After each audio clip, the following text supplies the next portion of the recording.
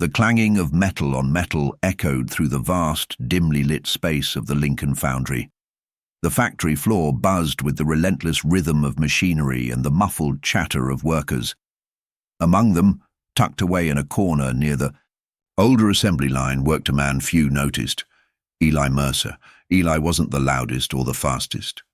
He didn't take many breaks or joke around at lunch. What he did do was watch. He observed machines as they broke down, noted how parts wore out, how energy was wasted, how his co-workers struggled with outdated tools. At 35, Eli had worked at the foundry for nearly 2 decades, long enough to know its every creak and flaw. He was wiry, with permanently grease-stained hands and a soft-spoken demeanor that made him easy to overlook. But Eli had a mind that never stopped turning. Every clunk, every inefficiency sparked a thought. And deep in his gut, he believed he could fix something, not just repair it, but revolutionize it. It started one rainy Thursday, the kind that made the concrete floor sweat and the machines sluggish. A hydraulic press jammed for the 4th time that month, halting production and sending the supervisor into a swearing fit. Workers leaned on their carts, waiting, frustrated. Eli watched silently from a distance. That night, he went home to his small, crumbling apartment on the edge of town, the kind where you could hear every neighbor sneeze and the plumbing groaned like a ghost. He didn't turn on the TV or heat up dinner. Instead, he pulled out the worn notebook he kept hidden beneath the floorboard of his bedroom. Inside were pages and pages of sketches, diagrams, and ideas. Most were half-baked. Some were impossible. But tonight he began something new. A small tool, simple, compact, cheap to produce, that could replace several others on the factory floor.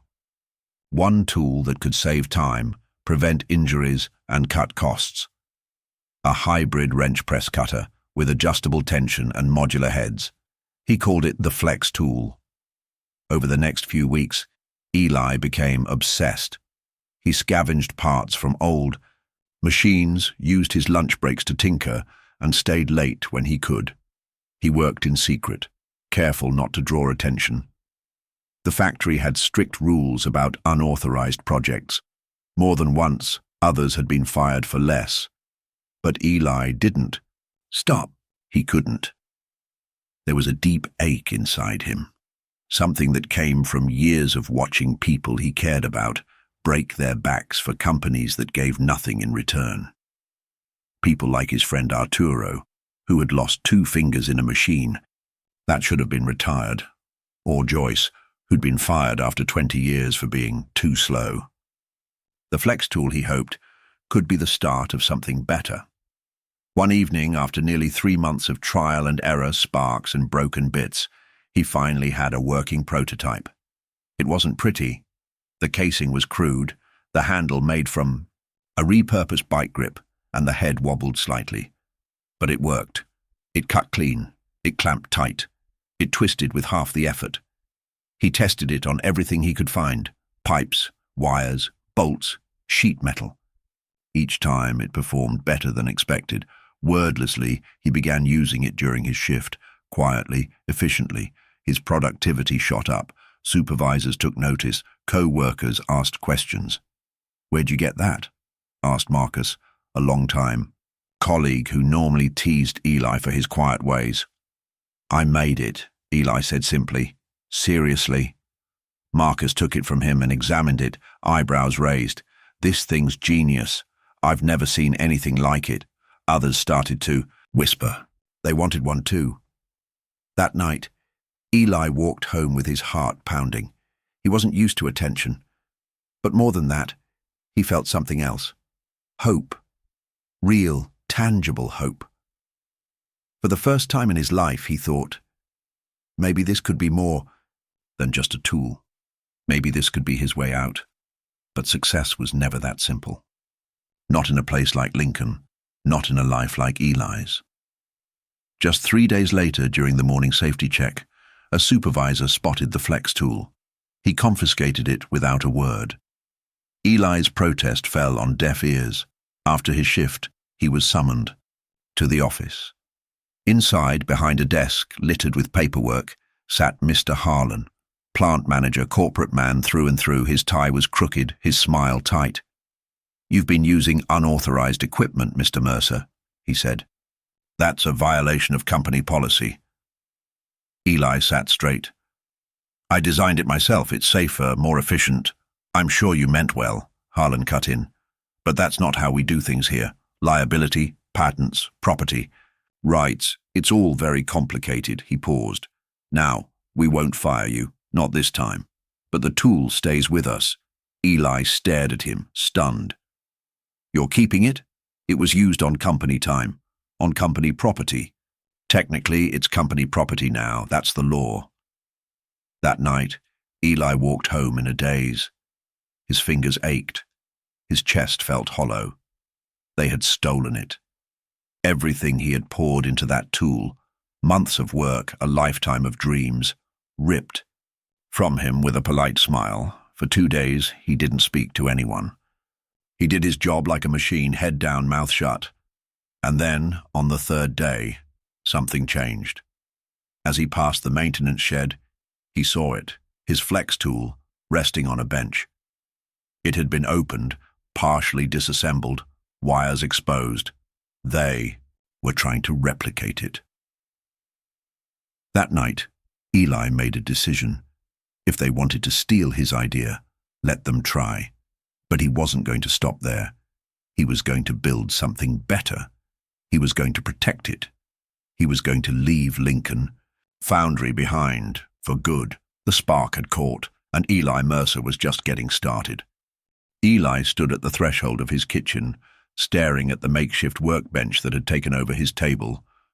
Old wires, bolts, gears, and metal shavings were scattered across the scarred wooden surface, like puzzle pieces from a madman's dream.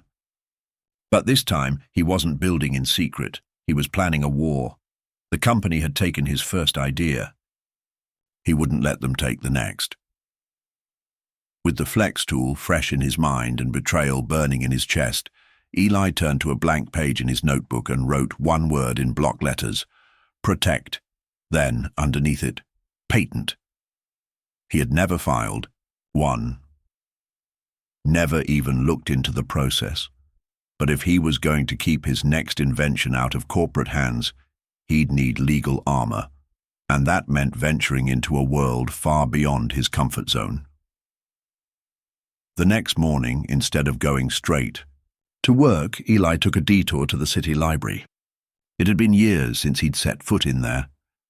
He wasn't sure what he expected, dust maybe, or strange looks, but what he found was a quiet haven filled with light, computers, and help. A volunteer at the front desk, a college student named Tara, noticed his confusion and offered assistance. Within 20 minutes, she had helped him pull up the U.S. Patent and Trademark Office website and walked him through the basics. "You'll need to describe your invention in detail," she said, "and provide diagrams or blueprints. But if it's truly new and useful, and if no one else has patented it before, you can absolutely apply." "It was taken," Eli said quietly. "My prototype. They're trying to recreate it." Tara frowned. "Did you ever document the date you invented it? Any witnesses? Proof you were the original creator?" "I have this." He showed her the notebook. She flipped through it, nodding. "This could help. You should consider filing a provisional patent. It gives you a year to work out the final details while securing your idea. It's cheaper and faster." Eli's stomach twisted. "How much?" $60 to $70 for a provisional. More if you go full non-provisional. You could do it yourself, or get help from a low-cost clinic or university legal center. That evening, back in his apartment, Eli stared at his wallet. He had $83 to his name after rent and groceries. He couldn't afford a lawyer, but he could afford the $65 for a provisional. It would mean no extras for the month, no takeout, no emergency cash. He clicked submit just before midnight. The Flex Tool V2 was now officially in the system. Over the next few weeks, Eli's life became a blur of blueprints, prototype parts, and secret late-night visits to a small shared makerspace in a nearby strip mall. He'd found the place through Tara, who had become a reluctant ally in his quest. The makerspace was humble, full of hobbyists and oddballs, but it had what he needed: access to 3D printers, CNC machines, and most importantly, silence. The new version of the Flex tool was sleeker, safer, and modular. It could handle tasks from 5 different tools using a single adjustable head and a universal grip. He added a retractable safety guard and a magnetized bit sleeve. All of it designed with factory work in mind: lightweight, durable, easy to use with gloves. But more than that, it was built from a place of fire, of rebellion. The factory noticed his change in demeanor. He stopped chatting, stopped sharing. When they asked him to help inspect the old prototype, the one they had stolen, he feigned ignorance and acted like he'd lost interest. But they weren't fooled. "You've been working on something," Marcus said one night on break. "What is it?" "I can't talk about it," Eli replied. "Not anymore." Marcus leaned back against the wall and crossed his arms. "They'll find out." "Let them try," Eli said. "They don't own my mind." Marcus looked at him differently after that, like maybe Eli was more than the quiet fixer in the corner. A month later, Eli got an unexpected call. It came from a woman named Justine Chen, a patent law student at a nearby university who worked with a startup accelerator that helped inventors from underserved backgrounds. She had come across his provisional patent during a review project and was intrigued. "You filed it yourself?" she asked. "No lawyer?" "That's right. Would you be interested in a meeting? We might be able to help you secure a full patent and explore commercialization." Commercialization. The word felt heavy, real.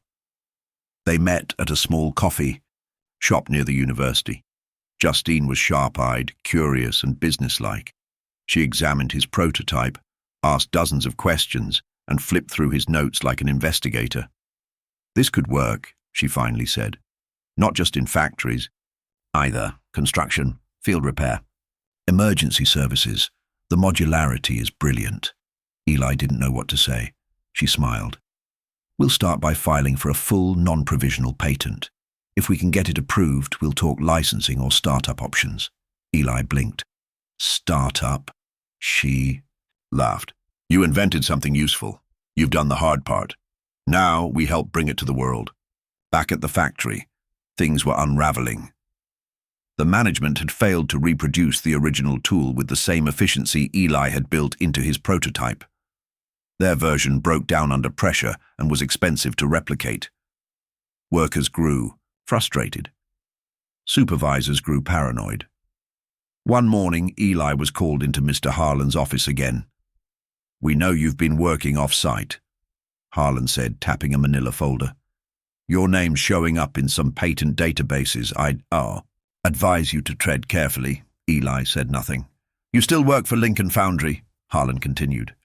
"You signed a non-compete clause in your contract. Anything developed during your employment, I built it off hours, off property, with my own money. I filed before you did, and I have proof." For the first time, Harlan's veneer cracked. "You think you can beat us?" he said. "You think you can just walk out and build something on your own?" Eli stood. His voice was calm. "I don't think. I know." And for the first time in his life, Eli walked out of that office not with fear in his chest, but fire. Back in his apartment that night, Eli received an email from Justine. Subject: "You're in." The startup accelerator had accepted his application. He would receive 6 months of mentoring, legal assistance, and pitch training. He'd even get a small grant to start production. The Flex tool wasn't just an idea anymore, it was a revolution. The sound of the factory's morning bell usually meant the start of another numb 12-hour shift for Eli. But today, he didn't even flinch. He stood outside the Lincoln Foundry gates in his work boots, the same as always, except this time, he wasn't clocking in. He was saying goodbye. In his hand was a sealed envelope addressed to Human Resources. Inside was his resignation letter, short, polite, and final. The wind carried the hum of machines and the acrid scent of heated metal. It was all familiar. For 17 years, Eli had lived within the rhythm of this place, its order, its unspoken rules, its quiet suffocation. And now, finally, he was walking away. His heart thumped like a misaligned gear, full of uncertainty and raw courage. He knew this step would change everything. Marcus saw him first, standing near the east gate with a half-eaten breakfast burrito in one hand. "Eli?" he called out, walking over with narrowed eyes. "You sick or something?" "Why are you out here?" "I'm done," Eli said. Marcus blinked. "You mean, like quitting?" Eli nodded and held up the envelope. "I'm turning it in. Today." "You serious?" "Dead serious." Marcus gave a low whistle and looked down at the ground. "You really gonna chase that tool idea? Even after what they did?" "Especially after what they did. You got backup?" "I've got help now. Real help." Marcus scratched the back of his neck. "Well, damn. You've got more guts than me, Mercer." "No," Eli said quietly. "I've just waited long enough." They stood in silence, the screech of forklifts and clank of chains echoing in the background like a farewell anthem. Marcus finally held out his hand. "Good luck, man. You deserve better than this place." Eli shook it, his grip firm. "Thanks, Marcus. Take care of yourself." And with that, he crossed the threshold one last time, envelope in hand. The next few weeks were a whirlwind. The accelerator was located in a bright, glass-paneled building in downtown Fairmont, a world away from the rust and sweat of the foundry. Eli had his own small workspace, complete with access to engineers, legal consultants, business mentors, and even a 3D prototyping lab. He spent his first few days just absorbing everything. He had never imagined people would speak to him, not down to him, especially in suits. His mentor was a fast-talking venture strategist named Clara Baird. She was sharp, impatient, and deeply impressed by what Eli had accomplished on his own. "You built this without a degree?" she said during their first session, turning the prototype over in her hands. "No formal one," Eli replied, "but I've been learning since I was 16. Trial and error. Looks like it paid off. You have any idea how rare it is to get this far without a team or investors?" "I didn't know what any of that was until a month ago," Clara grinned. "That's even better. Together they refined the design, simplified components, and calculated potential market entry points. Justine handled the full patent process, submitting claims and protecting the designs with airtight language. They even helped Eli establish a formal company, Mercer Tools, Inc. The name made Eli laugh the first time he saw it on paper. It didn't feel real, but it was. One afternoon, Clara handed him a pitch schedule. "We've got you slotted for demo day in 6 weeks. That's when you show investors what you've got. You'll have 5 minutes on stage to pitch the Flex tool." Eli swallowed. "On stage? In front of about 200 people," she said. "But don't worry, we'll get you ready." The training was brutal. Public speaking had never been Eli's strength. He was more comfortable with a wrench in his hand than a microphone. But Clara pushed him hard. "You have a story," she told him during one grueling rehearsal. "Factory worker invents tool to help the people no one else cares about. That's not just a pitch, it's a mission. Don't hide from it." And so, slowly, Eli began to find his voice. He practiced every night in front of the mirror, adjusting the tone, pausing where Clara instructed, learning how to breathe, how to connect. The Flex tool had evolved too. The latest version was sleek, matte black, with 3 snap-on heads, an ergonomic grip, and interchangeable torque settings. It was easy to use, durable, and affordable to manufacture. Eli had even included a unique safety sensor that shut it off if dropped, a feature inspired by Arturo's accident back at the foundry. And finally, demo day arrived. The conference hall was larger than anything Eli had ever imagined. Rows of chairs filled with investors, journalists, and tech influencers stretched into the distance. He could barely see the back row. Clara stood backstage with him, adjusting his mic. "You ready?" "I think I'm going to throw up." She laughed. "You won't. You've practiced this 100 times. Just be yourself." The host called his name, the spotlight hit his face, and Eli walked out. He took the stage, heart pounding, voice dry. But then he remembered the foundry, the clang of metal, the calluses on his hands, the way people like Joyce and Marcus had suffered with broken tools and broken systems. And he spoke. He talked about being a factory worker, about watching people get hurt by outdated equipment, about designing something that could save time, money, and fingers. He held up the flex tool, demonstrated its features, and told the story of how it was nearly stolen by the very system it aimed to improve. Satui. Crowd was silent, and then erupting in applause. Eli didn't even hear Clara whispering, "Yes," from the wings. He had done it. Within 2 days, 5 investors contacted him. Within 2 weeks, he had signed his first licensing deal with a company that outfitted emergency rescue teams. The Flex tool was going to production.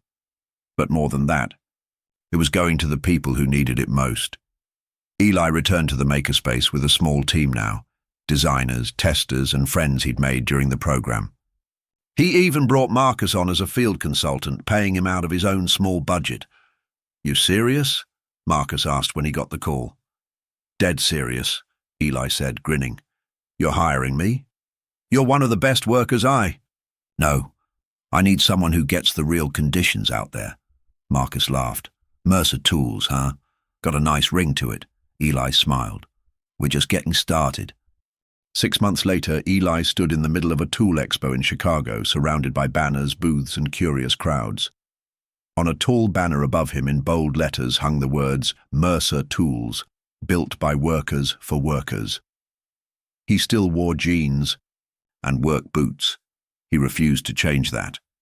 A polished salesman had once told him to try a suit if he wanted to be taken seriously. Eli declined. The people he built the Flex tool for didn't wear suits either.